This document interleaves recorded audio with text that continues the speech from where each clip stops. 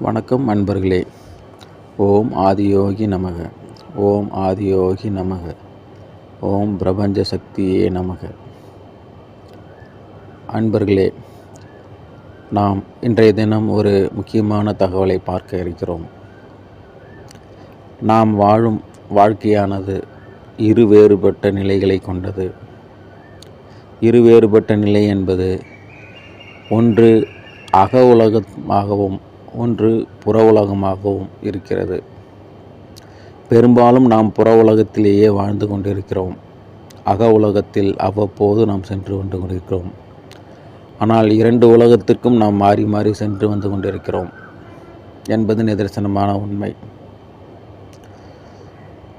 இரவிலே நாம் தூங்கும்போது நம்மளுடைய புற உலகத்தை முழுமையாக நாம் மறந்து விடுகிறோம். புற உலக இயக்கங்கள் எதுவுமே நம்மிடம் இயங்காது. அக உலகத்திற்கு செல்வோம்.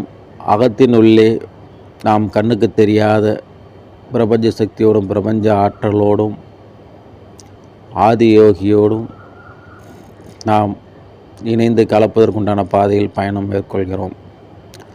நாம் தெரிந்து செய்கிறோமோ தெரியாமல் செய்கிறோமோ, ஆனால் ஒன்றை மட்டும் நீங்கள் உணர்ந்து கொள்ளலாம். நாம் தூங்கும்போது நம்முடைய புற உலகமும் புற சிந்தனைகள், புற பார்வை, புற இயக்கங்கள் அனைத்தும் நிராகரிக்கப்பட்டு முழுமையாக சமநிலை அடைகிறது. சமநிலை அடையும் போது அகக்கண் பார்வைகளே அகத்தின் உள்ளே நாம் பிரபஞ்சத்தோடு இணைந்து கலக்கிறோம். அதையே நாம் தூங்கி எழுந்தவுடன் புற உலக வாழ்க்கைக்கும் புற உலக இயக்கத்திற்கும் நாம்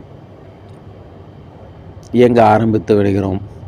நாம் எப்பொழுது தூங்கி விழிக்கிறோமோ, நாம் கண் முழிக்கிறோமோ, கண் முழித்ததிலிருந்து திரும்ப இரவு கண் உறங்கும் வரை நாம் எப்போதெல்லாம் உறக்கத்தை தவிர்த்து புற உலகத்தில் இயங்குகிறோமோ, அத்தகைய புற உலக வாழ்க்கையிலே நாம் முழுமையாக ஈடுபடுத்தி கொண்டிருக்கிறோம். இந்த புற உலக வாழ்க்கை என்பது நாம் கண்களால் பார்ப்பது, வாயால் சுவைப்பது, காதால் கேட்பது, உணர்வுகளால் உணர்வது, ஐம்புலன்களின் வழியாக நாம் உணரக்கூடிய அனைத்தும் புற உலக வாழ்க்கையில் நாம் கண்களை கொண்டு நாம் பார்க்கிறோம் அல்லவா?